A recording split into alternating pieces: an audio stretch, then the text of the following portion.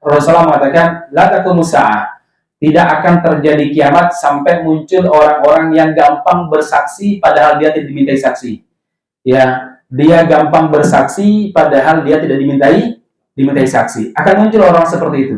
Akan muncul polisi-polisi ya yaghduna fi sakhatillah, mereka berangkat di pagi hari dalam keadaan dimurkai oleh Allah Subhanahu wa taala, wa yaruhuna fi ghadabillah, dan balik pulang ke rumahnya dalam keadaan dibenci sama Allah Subhanahu wa taala. Bismillahirrahmanirrahim. Alhamdulillahirabbil alamin, salatu wassalamu ala Rasulillah wa ala alihi wa ashabihi wa mawalah. Rabbi shrah li sadri wa yassir li amri wahlul 'uqdatam min lisani yafqahu qawli. Allahumma fa'na bima 'allamtana wa 'allimna ma yanfa'una wa zidna ilman wa ba'd. Assalamualaikum warahmatullahi wabarakatuh. Innal hamdalillah nahmaduhu wa nasta'inuhu wa nastaghfiruh wa nastahdihi wa na'udzu billahi min syururi anfusina wa min sayyiati a'malina. May yahdihillahu fahuwal muhtad wa may yudlilhu fala hadiyalah. Asyhadu an la ilaha illallah wa asyhadu anna Muhammadan abduhu wa rasuluh. Allahumma shalli wa sallim ala nabiyyina Muhammadin wa ala alihi wa ashabihi wa mawalah.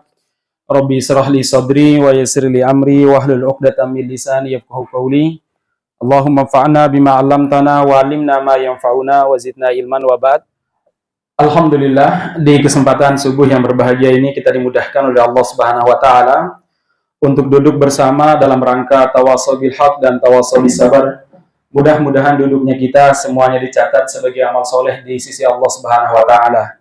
Salawat dan salam mudah-mudahan tercurahkan kepada baginda Nabi kita Muhammad sallallahu alaihi wasallam, kepada keluarga beliau, sahabat beliau, dan siapa saja yang istiqomah di atas petunjuk Nabi Muhammad sallallahu alaihi wasallam. Kita senantiasa berdoa kepada Allah Subhanahu wa taala, mudah-mudahan kita termasuk mereka yang diberi keistiqomahan untuk bisa menapaki petunjuk Nabi kita Muhammad sallallahu alaihi wasallam.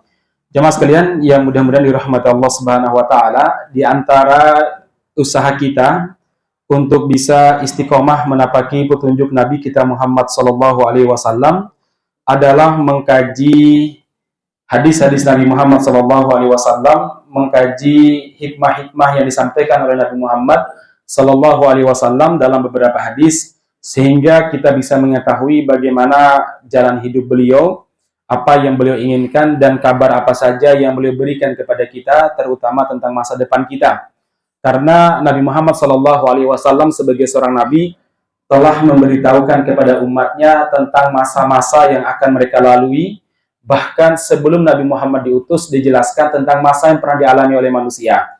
Nah, jemaah sekalian, Rasulullah SAW juga menjelaskan kepada kita tentang masa-masa yang akan kita hadapi.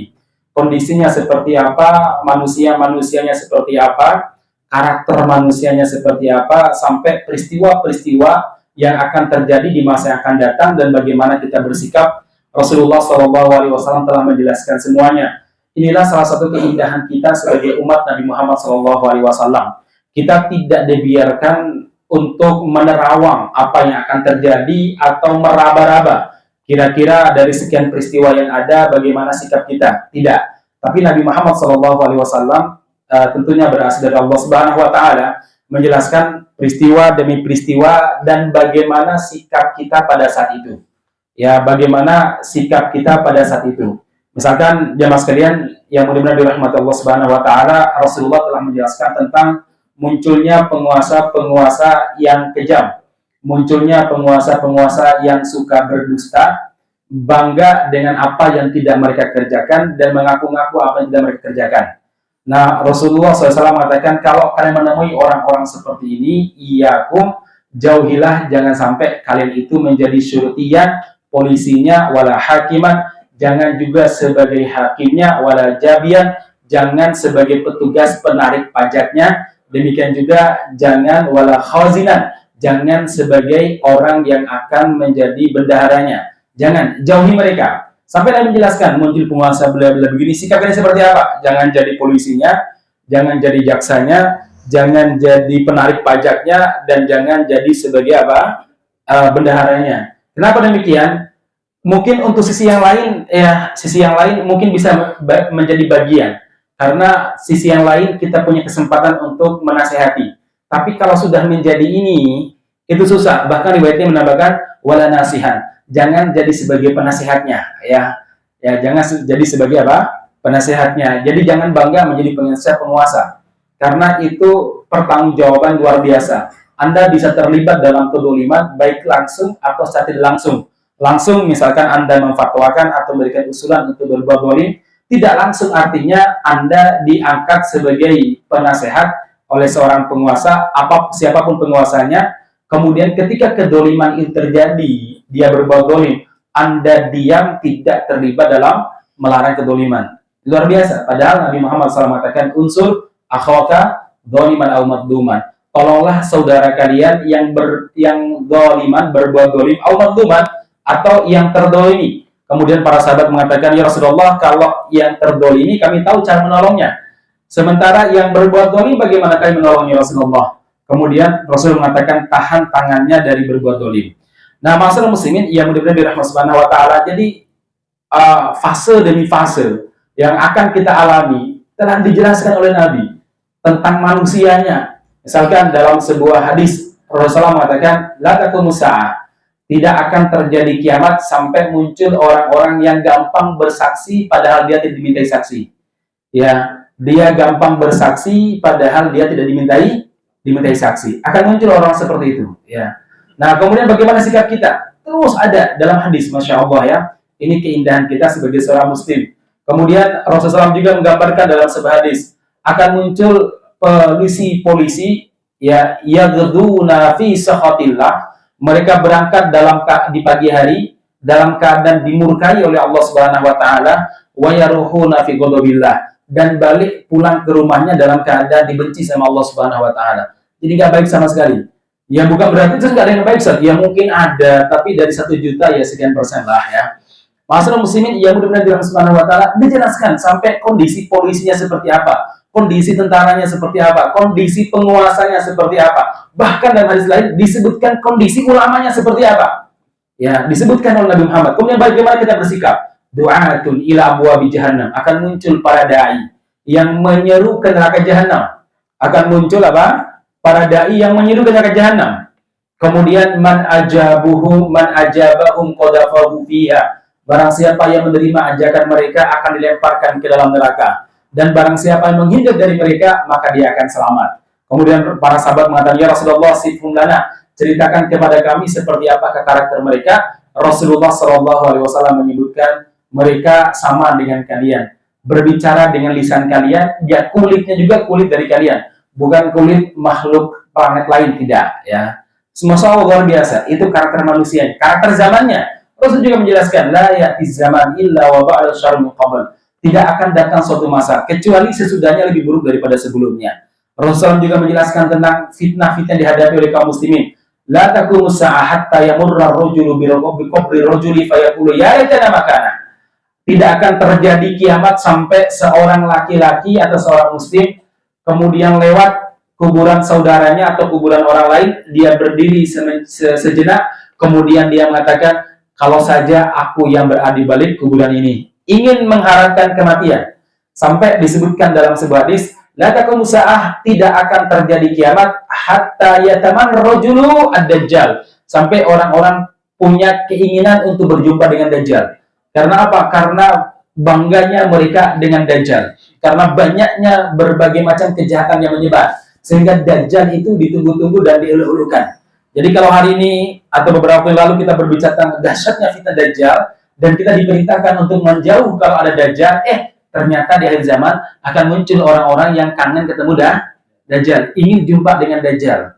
Baik masyarakat muslimin yang mudah-mudahan dirahmati Subhanahu wa taala, inilah keindahan kita sebagai seorang muslim. Sekali lagi, peristiwa demi peristiwa, masa demi masa, kemudian manusianya, pejabatnya, para penguasanya, aparaturnya, semua telah dijelaskan oleh Nabi Muhammad SAW, baik secara global maupun secara terperinci. Oleh karena itu, jemaah sekalian, alhamdulillah kita dipilih oleh Allah Subhanahu wa taala sebagai seorang muslim, sehingga kita bisa tahu bagaimana kita menyikapi suatu keadaan, kemudian bagaimana manusia pada saat itu.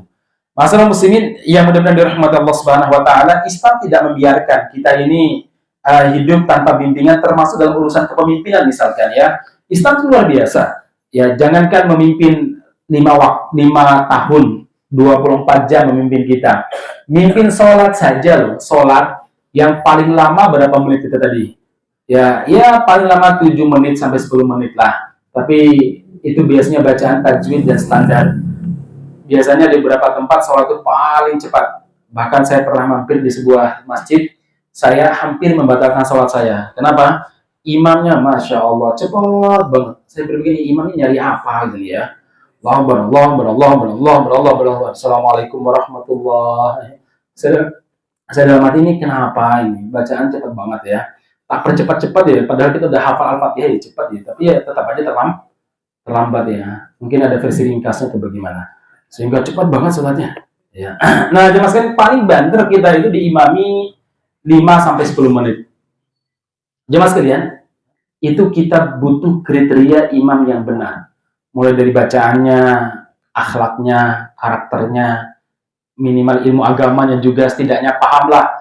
Kalau dia itu kurang harus seperti apa, kalau dia itu tambah harus seperti apa ya. Ketika dia tambah rakaat, tambah salah satu gerakan misalkan. Nah, masalah muslimin yang mudah-mudahan dirahmati Subhanahu wa taala itu untuk memimpin kita kurang lebih sekitar 5 sampai 10 menit. Tentu dalam memimpin sebuah negara atau sebuah pemerintahan yang lamanya 24 jam.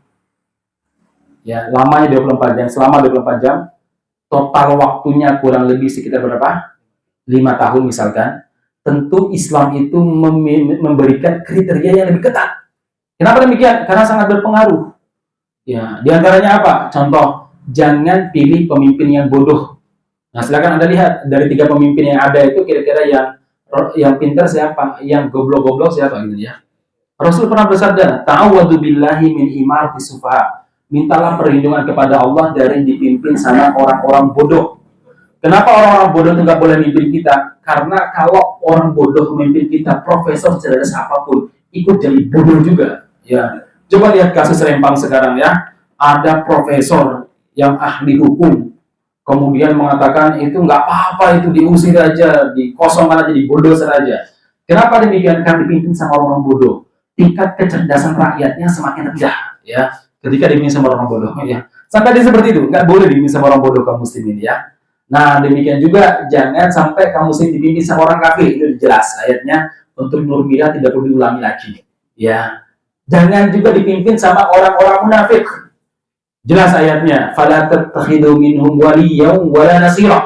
Jangan angkat orang-orang munafik itu sebagai pemimpin kalian atau sebagai penolong kalian. Ini sudah jelas juga. Ya, siapa orang munafik? Jelaslah. Orang munafik itu contohnya adalah apa? Lebih dekat dengan orang-orang kafir daripada umat Islam. Senang jumpa dengan mereka. Senang berguru ke Beijing ataupun ke Cina daripada berguru ke Arab, ya. Nah, ini ciri-ciri munafik. Allah Subhanahu wa taala berfirman, "Fataral ladzina fi qulubihim maradun yusari'un fihim." Kamu akan melihat orang yang dalam hatinya ada kemunafikan akan berlomba-lomba untuk mendekat kepada orang-orang kafir. Nah, jadi cirinya jelas orang-orang munafik seperti itu. Kemudian cirinya apa? Suka berbohong. Ya, pagi tempe, sore kedelai, malamnya tumpang. Oh iya, ibu-ibu ada aja ya. Malamnya tumpang ya. Besok pagi lagi apa Bu? Ya, tahu ya. Baik. Yang mudah-mudahan ini jemaah sekalian, jangan suka. Ini ciri khas orang munafik. Ciri khas orang munafik sebagian disebutkan dalam hadis ada 3 perkara yang kalau seandainya ada pada diri seseorang maka dia munafik pula. Kalau seandainya tidak salah satunya maka dalam dirinya ada salah satu cabang kemunafikan. Apa itu? Kalau ngomong dia dusta, kalau diberi amanah dia khianat, dan kalau berjanji dia ingkari. Kita enek HP. Baik itu kepada yang sekarang sedang berpuasa ataupun kepada penerus cita-citanya katanya ya. Berarti akan meneruskan kebohongannya juga. Ya. Nah, masalah muslimin dan meneruskan pengkhianatannya juga. Kan jadi bermasalah kan? Baik, masalah muslimin yang mudah-mudahan dirahmati Subhanahu wa taala, ini penting saya berbicara. Mohon maaf, ini saya sharingnya materi Al-Mahdi sebentar aja, Al-Mahdi saya sampaikan nanti. Karena saya doanya ya. Ada salah seorang yang sering antar jemput saya. Saat ngobrol di warung makan kan habis kajian aja makan. Dia langsung, Ustaz, kalau Ustaz milih siapa Ustaz? Saya sih belum bisa menentukan, tapi saya punya ciri-cirinya begini. Ya jelaskan, kamu tahu kan orangnya? Iya. Ya, kalau kamu siapa, Dik? Kalau saya jelas, ya itulah yang rambut putih ya. Kenapa sebenarnya? Bla bla bla begini. Begini loh, adik saya bilang, Islam itu punya beberapa kriteria dalam masalah kepemimpinan. Padahal barusan saja ke ngaji itu, saya itu habis kajian itu, pulang dari kajian. Nah, tadi kamu pas kajian di mana? Di luar, ngapain? Ngurusnya? Astagfirullah, sebelum mati ya. Ini orang mungkin kan gini mati ya. Ah, udah saya langsung. Ini mohon maaf nih, panitia-panitia itu kuliah lebih sergap ngaji loh ya. Kadang panitia itu ya ketuanya tampil terus. Tapi kalau tahu, orang tahu ngaji. Hanya apa disampaikan sama Ustadz dengan apa yang mereka pahami, ya tuh banget ya. Padahal nyupirin saya hampir sekali sebulan jemput saya. Nyupirin ngobrol di jalan macam-macam ya. Ini anak kenapa sedang mati?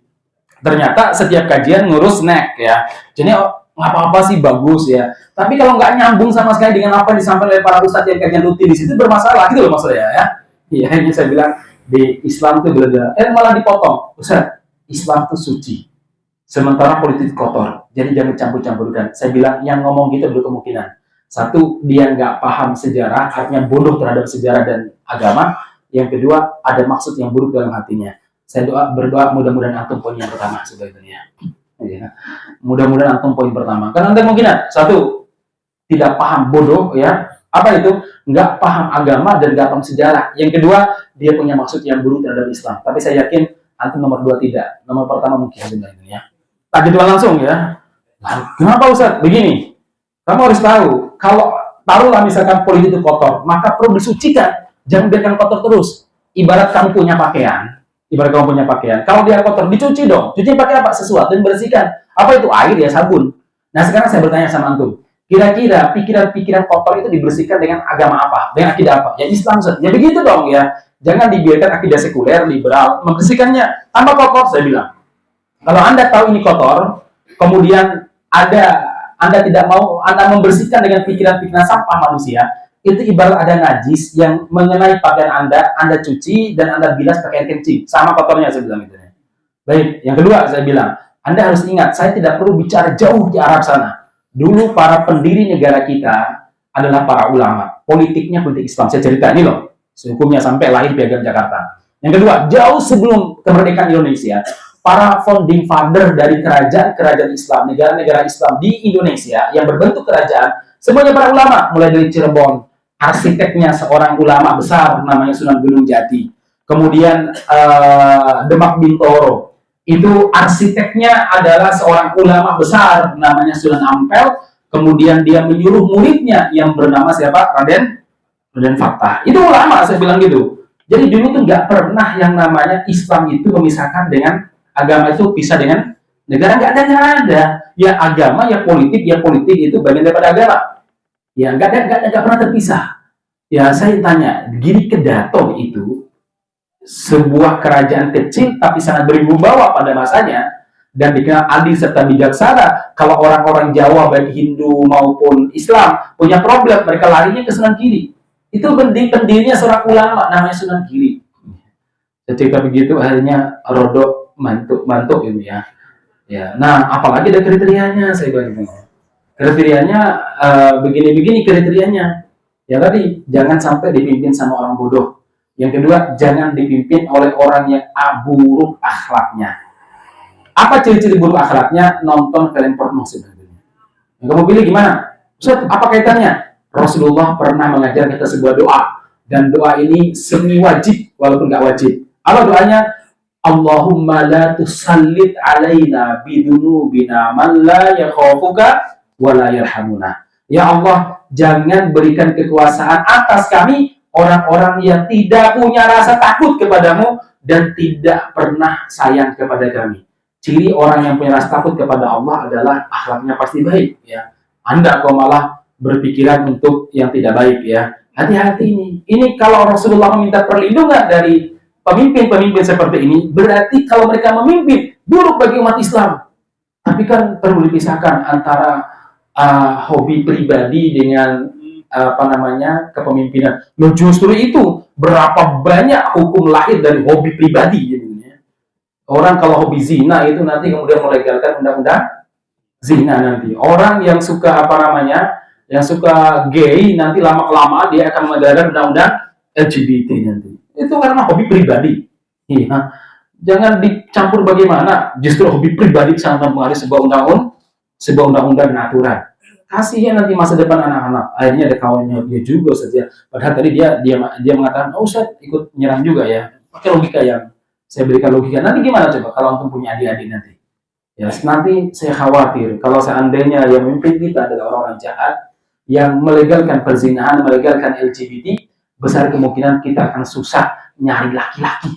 Ya. Sekarang aja nyari laki-laki susah, ya. Dikira laki-laki ternyata ya perempuan dalam bentuk laki-laki banyak loh sekarang zaman sekarang. Banyak kejadian seperti itu. Itu laki-laki secara karakter. Belum lagi dalam makna laki-laki yang siap memimpin keluarga. Wah, susah banget itu. Nah, sekarang susah loh, Pak. Kalau cari yang jenis kelamin laki-laki ada, tapi cari rijal, laki-laki beneran hari ini susah, ya.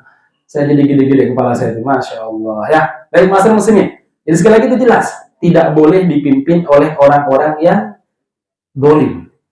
Tidak boleh juga dipimpin oleh orang-orang yang tidak cinta atau mempersulit umat Islam dalam dakwah, dalam apa dipersulit. Makanya Rasul pernah berdoa, Allahumma man waliya min amri ummati. Ya Allah, siapapun yang memimpin umatku, fasyaqqa alaihim fasduq alaih. Kemudian dia mempersulit umatku, baik dalam urusan dunia maupun urusan akhirat, dipersulit, dia mempersulit, fasduq alaih, persulit urusan dia ya Allah. Wa man waliya min amri ummati farafiqa bihim farfuq bihi. Kalau seandainya dia memimpin umatku, dia sayang dan senang kepada umatku, maka ya Allah senangi dia dan sayang dia. Jelas.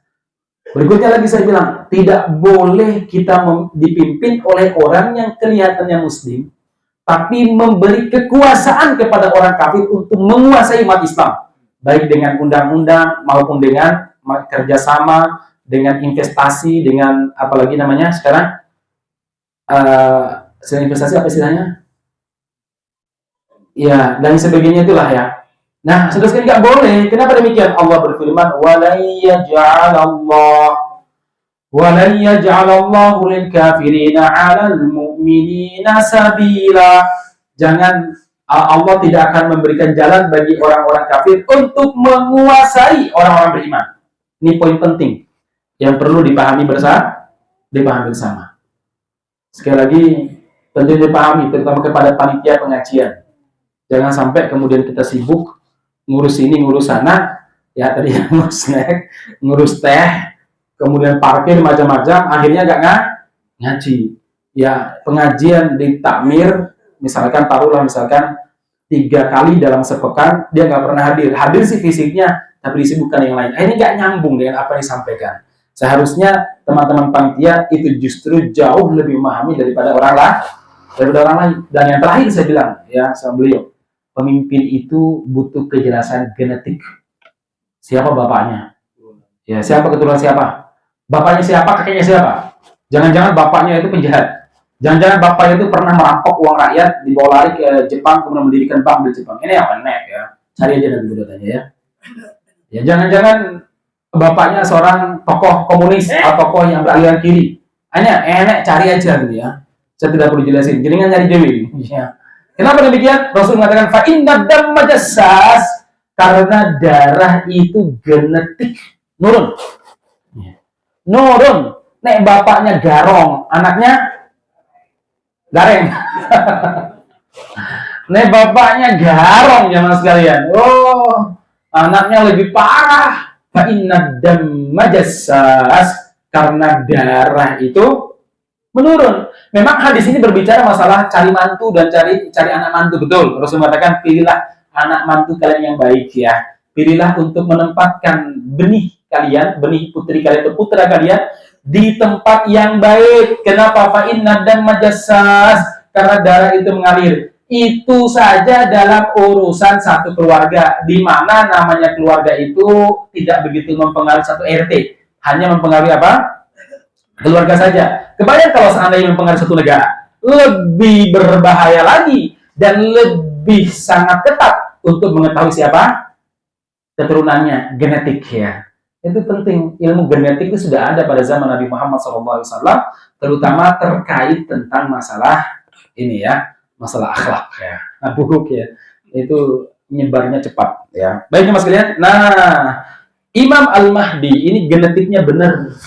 Dari siapa? Dari Nabi Muhammad SAW ya, dari Nabi Muhammad SAW. Jadi kalau kita berbicara Imam Mahdi, ini salah satu contoh pemimpin yang genetiknya betul-betul luar biasa. Rasulullah SAW pernah bersabda dalam sebuah hadis, apa kata beliau? La tanqadi al-ayyam wa la yadhhabu ad-dahru hatta yamlikal araba rajulun min ahli baiti ismuhu yuwati ismi. Sungguh kiamat tidak akan terjadi, waktu dan hari-hari tidak akan berlalu sampai orang-orang Arab dipimpin oleh seorang laki-laki yang berasal dari keturunanku yang namanya sama dengan namaku, Muhammad, dan nama bapaknya sama dengan bapakku, Abdullah, keturunan Nabi Muhammad SAW. Maka sekali lagi penting supaya tidak jelas supaya jelas siapa Imam Mahdi atau bukan Imam Mahdi. Hari ini di Indonesia ada beberapa orang yang mengaku Imam Mahdi. Ya, namanya lucu banget, ada namanya Siswoyo atau siapa ya. Bukan Muhammad ya. Oh katanya itu sebelum di KTP, tapi sebenarnya nama aslinya Muhammad Siswoyo atau nama Parjoko atau siapalah namanya ya. Enak men ya. Itu nama itu yang tertulis. Nama itu memang dinamakan oleh orang tua. Kemudian dalam hadis lain, Rasulullah SAW pernah menjelaskan, yakhrujul mahdi fi ummati khamsan aw sab'an aw tis'an. Al-Mahdi akan keluar di tengah umatku dalam waktu 5 tahun atau 7 tahun atau 9 tahun. Lama berkuasanya Al-Mahdi. Memang di sini ada sebagian para ulama mengatakan ini bukan umurnya ya. Lama beliau berkuasanya. 5 tahun atau 7 tahun atau 9 tahun. Kemudian Rasulullah ada salah seorang sahabat bertanya, "Ya Rasulullah, ayu syai'in?" Qala sini. Ya Rasulullah, apa yang 7, 5 atau 9 tahun tadi? Maksudnya waktu tahun kekuasaannya. Kemudian Nabi Muhammad menjelaskan yursilis sama alaihim midrara. Ini beberapa peristiwa yang akan terjadi setelah Imam Mahdi itu muncul. Itu apa? Allah mengirimkan kepada mereka hujan yang sangat deras. Wala tudakhirul arda min nabatiha syai'an wa yakunul malu kadusin. Kemudian jamaah sekalian, bumi tidak akan menyimpan buah, tidak akan pelit kepada buah-buahan. Artinya muncul berbagai tumbuhan dengan buah-buah yang luar biasa. Ya, bahkan dalam sebuah riwayat Rasulullah SAW menggambarkan bagaimana suburnya ketika Imam Mahdi muncul, terutama setelah peristiwa Ya'juj dan Ma'juj. Karena setelah peristiwa Ya'juj dan Ma'juj, Imam Mahdi masih hidup. Nah, jemaah sekalian, pada zaman itu kaum muslimin merasakan kenikmatan yang luar biasa. Sampai Rasul mengatakan orang makan 1/5 itu kenyang. Bahkan 1/5 dimakan 3 orang semuanya kenyang.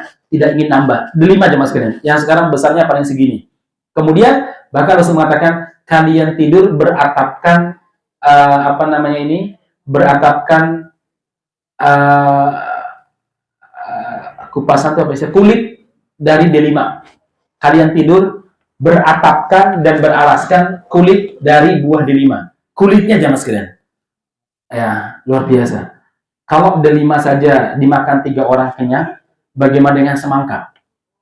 Ya. Kenapa? Karena keadilannya luar biasa. Ini barokah ini bukan karena teknologi pertanian yang bagus, bukan. Sekarang teknologi pertanian luar biasa justru mempersulit petani. Sekarang kan ada rekayasa rekayasa genetik daripada bibit-bibit para petani, mengerikan sekali. Sekarang ada sebagian padi itu kalau sudah dipanen sekian kali, dibibit nanti ketiga keempat kali sudah habis dibibit, harus cari bibit lain ya dengan harga yang sangat mahal. Kemudian kalau dipaksakan bibit itu kalau nggak berbuah ya, kalau nggak nanti cepat membusuk ya. Dan biasanya bibit-bibit tertentu ini cocoknya dengan obat tertentu yang dikeluarkan oleh pabrik tertentu. Jangan ya. Ya, bawang juga demikian.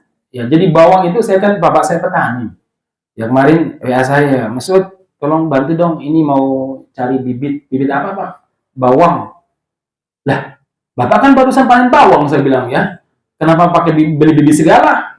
Karena zaman kita kecil dulu tahunya kalau ada sesuatu di bibit ya bisa. Oh, dulu nggak sebagaimana kamu saat kecil, kata bapak saya. Nah sekarang namanya tanaman seperti apa tadi? Bawang. Itu panen sekali di bibit, panen lagi di bibit, setelah itu udah nggak bisa. Kalau dipaksa, membusuk. Jadi rekayasa genetika tumbuh-tumbuhan itu sampai tinggalnya seperti itu, Mas. Saya membayangkan, ya Allah, kacau juga ya. Tapi kalau seandainya lebih bahaya lagi kalau dimasukkan berbagai macam jenis unsur penyakit, sehingga ketika mereka dewasa nanti sangat bergantung pada obat tertentu, dan obat tertentu pasti yang mengeluarkan pabrik tertentu, dan pabrik tertentu itu pasti yang punya sahamnya orang-orang tertentu, gitu ya. Sampai ada yang di Indonesia itu sampai ada anak-anak mahasiswa itu mengatakan begini, mempelesetkan Pancasila. Yang dipimpin sebelumnya Pak? Yang dipimpin oleh hikmah dan kebijaksanaan sebelumnya Pak? Kerakyatan yang dipimpin oleh orang-orang itu aja dari partai-partai itu aja. Jadi pelecehan seperti itu ya. Ya gitu ya, benar juga sih ya. Awas saya bingung ini mau foto anak-anak ini ya. Karena dengarkan orasi mereka itu ya benar juga sih. Baik jemaah sekalian, yang mudah-mudahan dirahmati Subhanahu wa taala, itu Al-Mahdi. Kemarin saya telah menjelaskan tentang sifatnya ya. Sifatnya Al-Mahdi dari sisi fisik. Saya jelaskan, satu, Al-Mahdi itu ajlal jabhah, dahinya lebar. Kemudian akhnal anfi, hidungnya mancung. Ya, hidungnya mancung tapi tidak sebagaimana mancung burung. Karena ada orang mancung sampai kayak seperti paruh burung. Kemudian itu secara karakter ya, secara fisik ya. Secara karakter, ia mla'ul ardo qistan wa adlan kama muli'at juran wa dulman. Sesungguhnya Al-Mahdi itu mengisi ataupun menguasai bumi ini dengan memenuhinya dengan keadilan dan kebijaksanaan. Sebagaimana bumi ini sebelumnya dipenuhi dengan kedoliman dan keangkara murkaan. Itu Al-Mahdi. Nah sekarang kita masuk pada rentang kuasanya Imam Mahdi. Saya telah jelaskan tadi ya. Rentang waktu kuasa Imam Mahdi memang para ulama berbeda pendapat. Ada yang mengatakan beliau 5 tahun. Ada yang mengatakan tadi hadisnya 7 tahun. Ada yang mengatakan 9 tahun. Nah di sini para ulama mengatakan itu waktu ketika Imam Mahdi berkuasa, bukan hidupnya. Karena setelah turunnya Nabi Isa alaihissalam, nanti umat Islam akan dipimpin oleh Nabi Isa. Nah, Al-Mahdi menjadi pengikutnya Nabi Isa. Ada yang mengatakan demikian di antara para ulama, di antara perbedaan yang luar biasa. Syekh Profesor Dr. Ahmad Al-Mubayyad mencoba untuk mensinergikan di antara sekian riwayat. Beliau mengatakan Al-Mahdi itu bukan hidupnya, tadi berkuasanya 5, 7 atau 9 tahun. Nah, setelah itu umat Islam dipimpin oleh Nabi Isa alaihissalam. Nah, ketika Nabi Isa alaihissalam memimpin, ya Imam Al-Mahdi masih hidup. Imam Mahdi masih hidup sampai nanti datanya ya Dajjal, sampai nanti bukan Dajjal, Ya'juj dan Ma'juj, itu Imam Mahdi masih hidup. Nah, nanti setelah Ya'juj dan Ma'juj, kepemimpinan di tangan sepenuhnya dipegang oleh Nabi Isa alaihissalam. Kemudian Nabi Isa akan menikah ya. Ternyata Nabi Isa turun ke dunia ini salah satunya melaksanakan syariat apa? Nikah. Maka antum kalau belum nikah ya, itu problem. Nabi Isa aja turun ke bumi untuk nikah ya. Jauh juga ya. Nanti beliau akan nikah karena saat diangkat belum sempat nikah. Sekaligus ini membatalkan keyakinan orang-orang Nasrani yang mengatakan kalau tokoh agama harus suci sebagaimana suci Nabi Isa, yaitu tidak dikendalikan oleh nafsu syahwat, tidak boleh nikah. Ternyata Nabi Isa datang untuk menikah salah satunya, supaya orang-orang para tokoh agama dari agama sebelah itu melihat bahwa ternyata tidak benar anggapan mereka selama ini. Nabi Isa akan nikah. Baik jemaah sekalian, itu tentang masa kekuasaan Al-Mahdi.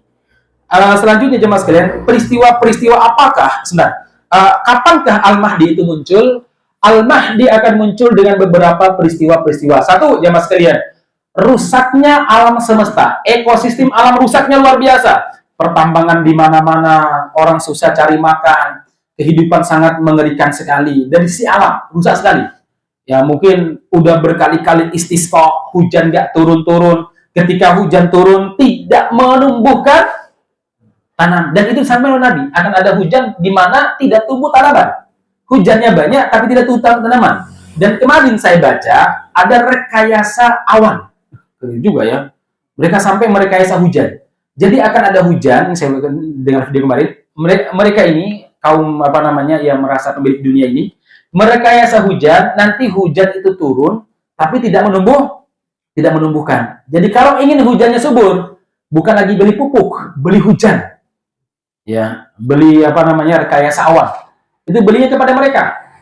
Jam-jam ya. Sampai segini. Dan saya nggak tahu, apakah ini maksud daripada hadis tersebut? Tapi bahwa hujan itu turun, tapi tidak menumbuhkan tumbuh-tumbuhan, ternyata bisa dipelajari secara ilmu tadi ya, rekayasa tadi ya mas. Ini sampai mengerikan juga ya kejahatan orang-orang sebelah ini ya. Sampai hujan mau direkayasa. Jadi di Solo hujan deras banget, cuma banjir. Kemudian tidak tumbuh tumbuh-tumbuhan. Nah, kata mereka ke depan ya harus membeli apa namanya? Ya bukan hujan mungkin, semacam bibit hujan atau apalah namanya ya kepada mereka. Cuma bahasanya kemarin ini belum diizinkan sama PBB ya, namanya PBB kan tempat garong semua ya, kan gampang aja diizinkan. Itu kan 5 pemilik hak veto itu garong semuanya, Amerika, Cina, Prancis, Inggris, Rusia, garong semua nggak tuh? Garong. Kalau Anda baca sejarah Perang Dunia, penyebab hancur dunia yang mereka ini semua ya, nggak lepas dari 3 negara ini. Baik mas sekalian, jadi akan ada hujannya, tapi susah sekali untuk tumbuh-tumbuhan. Nah kemudian itu sisi alamnya. Yang kedua, sisi aturannya ataupun kekuasaannya, kedoliman di mana-mana, sangat susah dicari keadilan. Orang yang terdolimi justru dianggap sebagai orang yang berbuat dolim. Orang yang berbuat dolim dianggap sebagai korban kedoliman. Ya, sebagaimana di negeri kita ini ya, korban kedoliman. Terus terjadi ya mas ini. Nah, masalah muslimin yang mudah-mudahan dirahmati Subhanahu wa taala, dan perebutan kekuasaan yang luar biasa. Sampai pada tingkat orang gampang membunuh saudaranya demi perebutan kekuasaan. Dalam sebuah hadis Rasulullah pernah bersabda, yaqtatilu indakan zikum thalathatun kulluhum ibnu khalifah. Nanti di dekat Ka'bah itu akan terjadi pembunuhan 3 orang. Nah, 3 orang, maksudnya mereka saling berperang 3 orang ini, dan semuanya adalah keturunan khalifah. Kemudian namun kekhilafahan atau kepemimpinan tidak mereka dapatkan. 3 tidak dapat. Summa tatlu rayatus sudi min qibal masyriq. Setelah mereka berperang, lagi asik-asiknya mereka berperang, muncullah ar-royat, panji-panji, menunjukkan banyak. Panji-panji yang berwarna hitam dari arah timur. Ada riwayatnya dari arah Khorasan. Khorasan itu berarti dari wilayah Afghanistan, Iran, dan sekitarnya. Itu panji-panji hitam. Fayaktulunakum qatlan lam yuqtal qaumun. Mereka akan membunuh kalian. Ya, kenapa di sini kalian di sini maksudnya orang-orang Arab yang telah ingkar kepada Allah Subhanahu wa taala. Tsumma dzakara Rasulullah fa idza ra'aitumuh. Kalau kalian sudah melihat apa namanya? Bendera tadi, ada yang mengatakan melihat seseorang, fabayyuh, maka berbaiatlah kalian walau habwan ala salji, walaupun kalian merangkak di atas salju. Riwayat yang mengatakan fabayyuh, maka baiatlah fa inna fihim, sesungguhnya di panji-panji hitam tersebut ada Al-Mahdi. Baiatlah walaupun kalian merangkak di atas salju. Berangkat ke sana. Berbaiatlah. Ya, ini sekali lagi Al-Mahdi. Ya. Baik masyarakat muslimin yang mudah-mudahan dirahmati Allah Subhanahu wa taala. Ini kondisi kondisi kaum muslimin ketika Al-Mahdi itu menjelang kemunculannya. Nah, jadi kalau seandainya hari semakin mengerikan, ya memang tanda-tanda akhir zaman memang seperti itu. Saya kadang berpikir, kalau bukan iman yang kita andalkan di akhir zaman itu memang berat. Ya, tapi sekarang dilihat tadi, dalam dunia pertanian sudah rusak sebagai modal pangan kita, belum lagi dalam dunia kesehatan itu juga sangat mengerikan sekali. Ya, berbagai macam rekayasa yang luar biasa, rekayasa penyakit dan lain sebagainya. Belum lagi dalam dunia perpolitikan yang juga sangat berat. Ya, baik Master Muslimin, saya kira ini yang perlu sampaikan. Insya Allah pada pertemuan berikutnya masih Al-Mahdi, tentang penaklukan dan peristiwa pada zaman Al-Mahdi muncul. Perlu kita catat ya, sejud penaklukan dan peristiwa-peristiwa pada zaman Al-Mahdi. Saya kira demikian, mudah-mudahan bermanfaat. Subhanakallahumma rabbana bihamdika asyhadu an la ilaha illa anta astaghfiruka wa atubu ilaik. Alhamdulillahirabbil alamin. Assalamualaikum warahmatullahi wabarakatuh.